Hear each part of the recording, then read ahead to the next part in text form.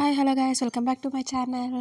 So ఈరోజు నాకు SBI bank PO exam ఉంది. సో దానికోసం మేము ఖమ్మం వెళ్ళి వస్తున్నాం ఇంటికి. ఇంకా ఇంటికి వచ్చే దారిలో ఇక ఆకలేస్తుంది. కల్లూరు దగ్గరలో ఉన్న చౌదరి హోటల్ ఉంది. సో మా అమ్మ ఎప్పటినుంచో అక్కడ తిందాం అంటే మేమే అప్పుడప్పుడు స్కిప్ చేస్తూ ఉంటాం. ఇంక ఈరోజు తప్పలేదు. ఇంకా అక్కడ మొత్తం కూడా మీల్సే ఉన్నాయి. అంటే 130 రూపీస్ టికెట్ అనమాట, టోకెన్. సో ఆ టోకెన్ ప్రకారంగా ఇక వెజ్ నాన్ వెజ్ కలిపి పెట్టారు. సో ఆ ప్రైస్‌కైతే ఈ ఫుడ్ అయితే చాలా టేస్టీగా ఉంది. సరిపడా ఉంది గూడా.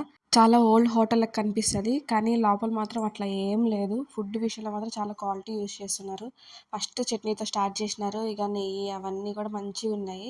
ఇక చివరికైతే మేమైతే చాలా అంటే చాలా సాటిస్ఫైడ్ అయినాం ఫుడ్‌కైతే.